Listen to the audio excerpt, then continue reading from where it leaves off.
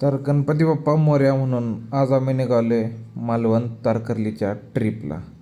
जाताना मस्तपैकी सिनिक व्ह्यूचा आनंद घेत आम्ही येऊन पोचलो राधानगरीमध्ये. आणि मग या ठिकाणी हॉटेल अमेयाला चहा नाश्ता करून निघालो पुढच्या प्रवासासाठी. जाताना गाडीत मज्जा मस्ती करत गाणी ऐकत आम्ही मस्तपैकी निघालो होतो आणि पोहोचलो मालवणमधील आमच्या स्टेकेशनला.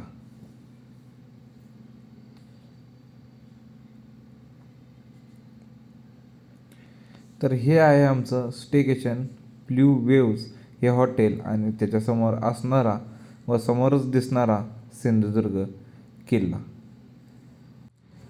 बीच पूर्णपणे प्रायव्हेट असल्यासारखे असून बीचवरती जराही गर्दी तुम्हाला दिसणार नाही. आणि मग आम्ही गेलो पेटपूजा करण्यासाठी.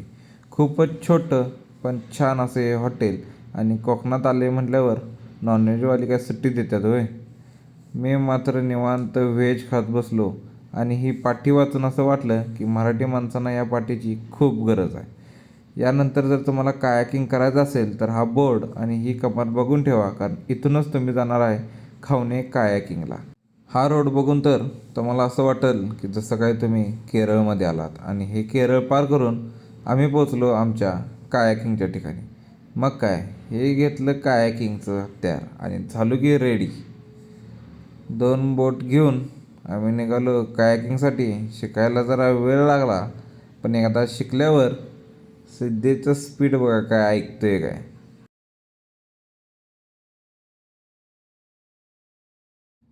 मग आमचा पण एक व्हिडिओ घे म्हटल्यावर सिद्ध्यानं असा व्हिडिओ घेतला आणि मला मी लहानपणी बघितलेल्या ब्लॅक वॉटर या पिक्चरची आठवण झाली. पण हा एक्सपिरियन्स खरंच खूप भारी आणि ऑसम असा होता.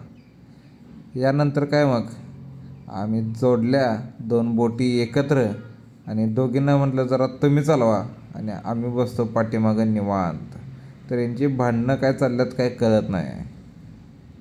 तर आम्ही मालवणला आलेलो आणि कवणे बीचला कायाकिंगसाठी आलेलो. त्या ठिकाणी परेशदादा भेटले आणि त्यांच्याकडे आम्ही कायाकिंग केले आणि खूप छान अनुभव. जवळजवळ आम्ही तास झालं कायाकिंग केले. दादांचं असं म्हणणं होतं की पेमेंटचा काही इश्यू नाही, पण तुम्ही एन्जॉय करा.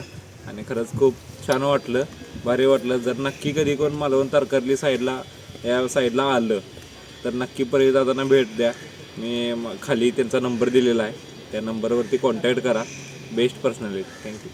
माझ्या तिथून अशा निसर्ग सौंदर्याचा आनंद घेत आम्ही परत निघालो आमच्या हॉटेलच्या दिशेने.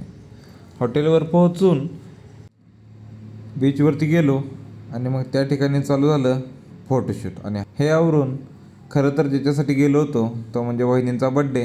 रात्री 12ला सेलिब्रेशन झालं आणि आता बघूया उद्या आम्ही काय काय प्लॅनिंग करतोय ती.